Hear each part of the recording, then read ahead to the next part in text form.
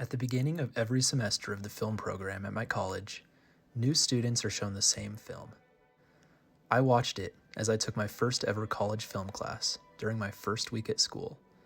And then again, 3 years later, I watched the new students watch it as a student instructor for the same class. You might think the professors would want to wow the students with the likes of 2001: A Space Odyssey or The Tree of Life, the grandness and beauty of film as an art form, or go for the expected classics, Citizen Kane or Bicycle Thieves. And they did do that, eventually. But instead, they opted for a shorter, more humble alternative. The film is called The Man Who Planted Trees. As I recently graduated and reflect on all the films I watched, all of the late-night papers I wrote on random movements and eras in film history, and even the films I made myself, I wonder how such a small and simple film might provide for us, everyone who desires to make something, be it film, art, music, or any other type of craft, a template of where to begin. The Man Who Planted Trees was originally a picture book written by Jean Giono, published in 1953. It is the story of one Elzéar Bouffier, told through the voice of a narrator who wanders through the French Alps. The story begins in 1913, and the narrator goes on a walking tour alone through the Alps. As he journeys, he travels through a desolate and dry wilderness, with only remnants of old towns. He runs out of water soon enough, and as he searches the towns, he finds only dried-up wells and ruins. Before defeat, he sees a speck far in the distance. As a last-ditch effort, he wanders toward it, and it is a shepherd with his dog and sheep. The shepherd invites him to his home, where he is given water from a well and soup that he has prepared. He smokes from his pipe, and the quiet shepherd sits at the table sorting acorns. He is meticulous. The narrator offers to help, but the shepherd refuses, saying, "This is my work." He sorts until he has 100 perfect acorns. Then both men sleep. The next day, the shepherd sets out to plant his 100 acorns. The narrator watches as the man takes great care to plant each one, making a hole with his iron staff, then refilling the hole. It was his opinion that the land was dying for lack of trees. He added that having nothing very important to do himself, he had resolved to remedy this state of affairs. The narrator moves on, going to fight in a war over 5 years, but proceeds to pay a visit to Elzéar Bouffier once every year. The desolate wasteland that the narrator had witnessed in 1913 slowly and gradually grew to become a forest, a thriving ecosystem full of streams and animal life. Now everything was different, even the air itself. Instead of the harsh, dry winds of the past, there was a gentle breeze full of fragrance. From the mountain tops came a sound like rushing water. It was the wind rustling through the forest. And then, even more astonishing, I heard another sound of water. I saw that they had built a fountain that was splashing merrily. And beside it, what I found most touching, someone had planted a linden tree, a perfect symbol of rebirth.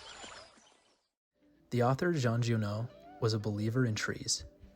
His purpose in writing Bouffier was to make people love trees, or more precisely, to make them love planting trees.